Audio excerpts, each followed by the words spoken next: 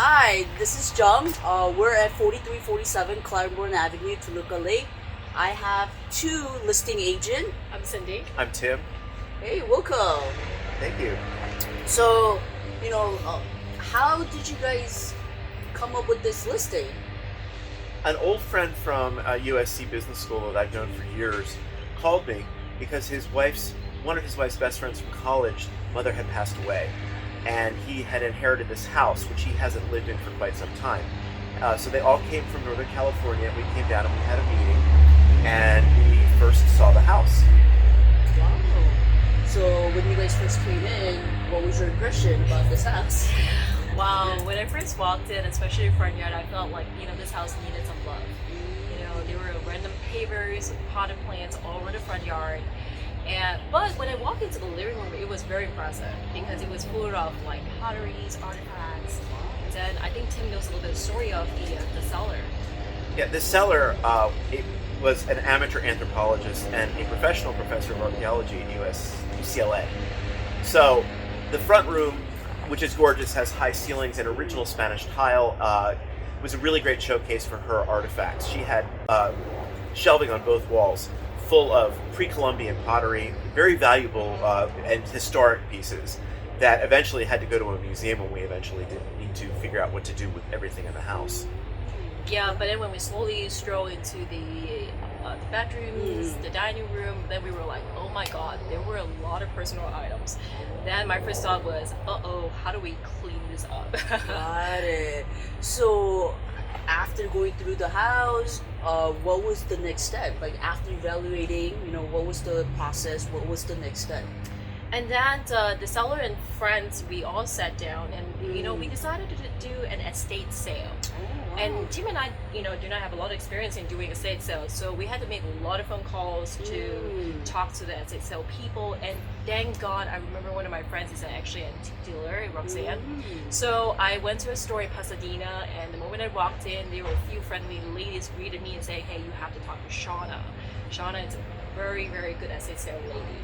So, and Tim and Shauna bonded right away. Yeah, we interviewed a few people, and the way that Shauna does this actually made the most sense economically, but we also really, really hit it off. She's no nonsense. She's been in this business for years.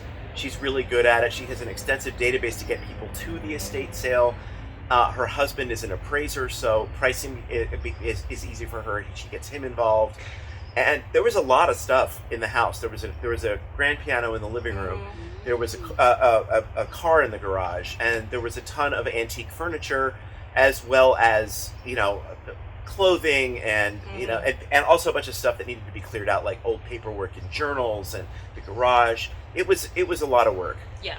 Wow. So tell me a little bit about the first day of estate sale. Like, did it go well? How'd it go? Well, the first day was amazing. I arrived here around 8:55 because estate sale is supposed to start on a Friday at 9 a.m. Oh, wow. I was like, who would actually shop at 9 in the morning? On a Friday. I was wrong. 8:55, there were so Wow. many people wrapping around the house. Can't wait to go inside to shop. Wow. So basically, the end of Friday, I would say the house is mostly empty. There was some stuff left though. Even Saturday, same thing. I was here at opening on Saturday, same thing. Lines around the block. I got a dirty look as I walked into the house. People thought I was cutting in line. And Shauna was running around like crazy and still selling. A lot of stuff going back and forth. What we discovered in the process is that an estate sale is invaluable for a situation like this. It's a way to get stuff cleared out and actually make some money doing it. Yeah. But the proceeds of the estate sale almost exactly match the cost of the staging. Oh wow. Yeah. So after estate sale, like the money that the revenue went through the staging? Yes. It was almost exactly. We were able to pay for the staging with the estate sale. So we basically turned the trash into treasures. Wow, Right. that's amazing. Yeah. Trash to treasure. So after then staging, what was the process with the contractor? Did you have anyone come in, do anything to the house? Oh yeah, we actually had multiple processes going on at the same time. So we got multiple contractors to come over to give us an estimate and multiple stages, photographers. So we kind of need to evaluate which one is the best, for our client. I see. Yes, and thank God we found, my preferred contractor. I've been working with him for many years, for many projects. So he was able to meet all this critical timeline for us, Oh, wow. thanks to him. Yeah, there was a lot they had to do. I mean, we obviously weren't doing anything significant to remodel the house. It just not. It doesn't warrant it. It doesn't make sense in this situation. We're basically making the house inviting and let somebody else move in and do what they want to it. But we still had to pull all of the iron screens, iron bars off the windows. The paint was in good shape, but it all had to be cleaned.